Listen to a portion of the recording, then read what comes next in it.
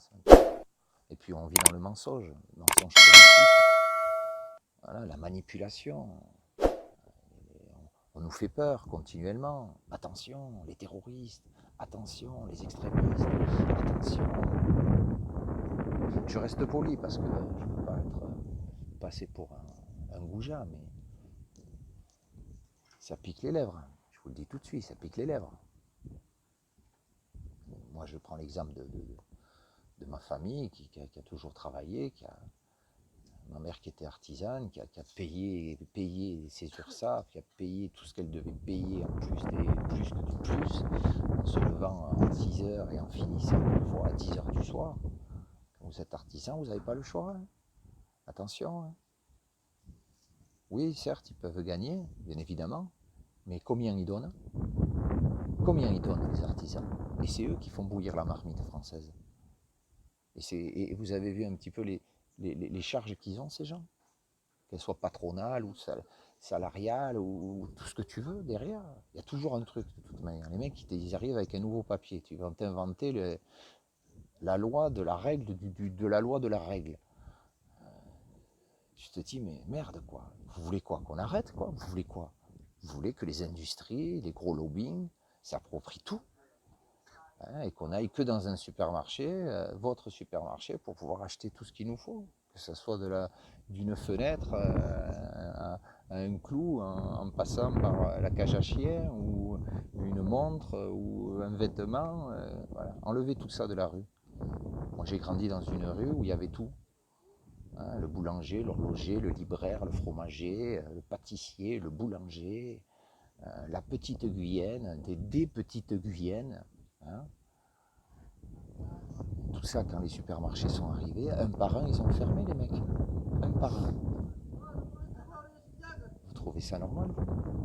Vous trouvez ça normal qu'on tue la vie? Maintenant, ma rue, si j'y retourne, c'est plus qu'une rue vide, avec des gens qui habitent dans les maisons, sans âme. Avant, quand on était petit, tout le monde sortait le soir quand il faisait beau sur les remparts. On était là, on jouait, on s'amusait, on parlait, on rigolait. On restait jusqu'à 11h, minuit parfois. Les enfants jouaient, les anciens parlaient. Maintenant, allez-y. Allez voir si les enfants jouent le soir et que les anciens sont en bas en train de discuter, de rire et de s'amuser. Faites un vlog dessus, faites des photos. Vas-y, montrez-moi où. Voilà. C'est tout. Le tube cathodique, hypnotique. Avant, il y avait la télé aussi. Hein. Même des gens qui n'avaient pas la télé, qui regardaient par la fenêtre des autres pour regarder la télé. Hein, ou alors, je me souviens, moi j'allais à la pêche au bord de ma rivière, enfin, c'était un petit fleuve, à l'embouchure de la mer. Il y avait un gars qui vendait des télés. Ok. Bon, et le mec, le dimanche, il allumait les télés. Tu vois, ça lui faisait de la pub. Tu vois ce que je veux dire ou pas?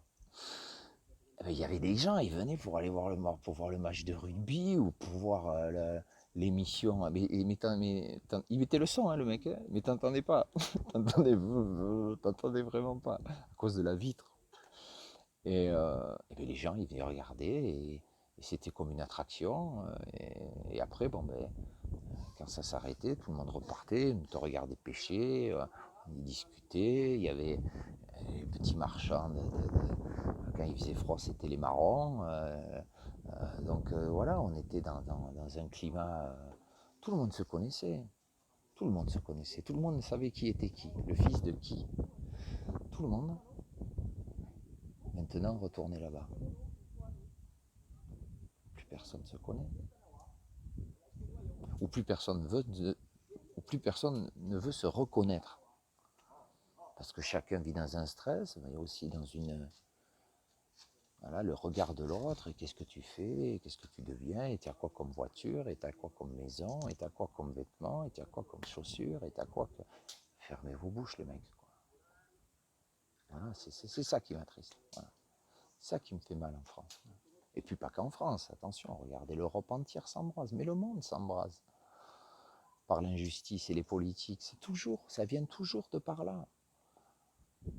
Comme disait Jacques Brel, pourvu qu'il nous vienne un homme aux portes de la cité. que l'amour soit son royaume pour l'éternité. Alors ça peut paraître très bête ce que je dis, hein, mais pourtant c'est la vérité.